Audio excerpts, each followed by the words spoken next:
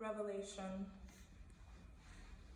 I used to be confused when I overheard my mother's prayers for the world to end and for deliverance. A prayer that confronted all the love and cruelty that exists in this world.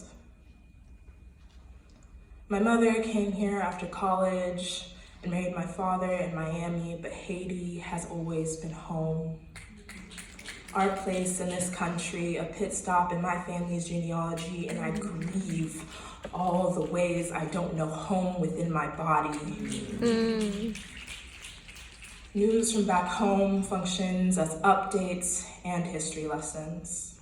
Headliners become rants full of stifled anger and sorrow, grieving today's news by enlarging it as an example of systemic destruction. My mother passes off the first piece of generational knowledge of how to survive in this country. She tells me my diploma is my passport. Knowledge is access, and paper holds power over how other people envision your value. But it's funny how a passport has never brought me back home.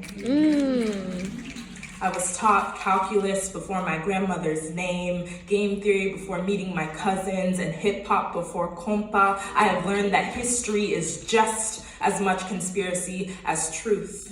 And so I ask for wisdom to guide me. A Haitian poet said an accent is just one language haunting another. And I grew.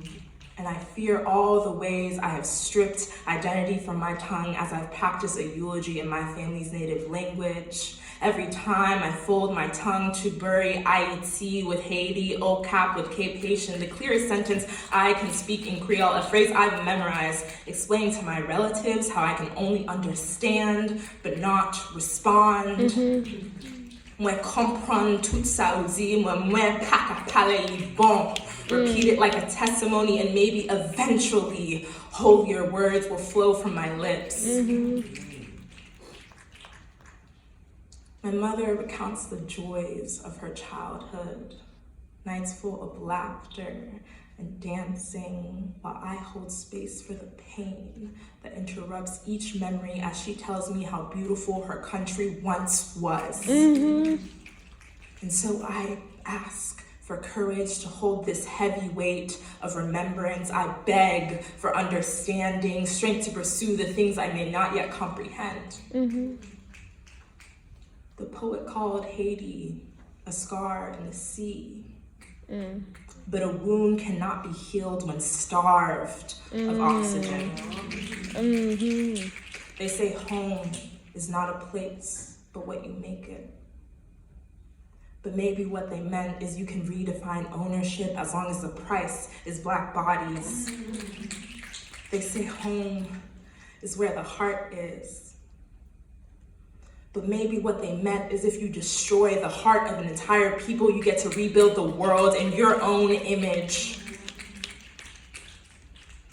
This year, I called my mom from Philly, and when she prayed for me, I noticed her accent for the first time.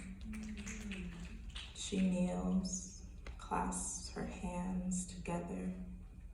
The mastery of her form is something I will inherit. Glory to God. Béni soit l'Éternel, béni soit l'Éternel, béni soit l'Éternel. Amen.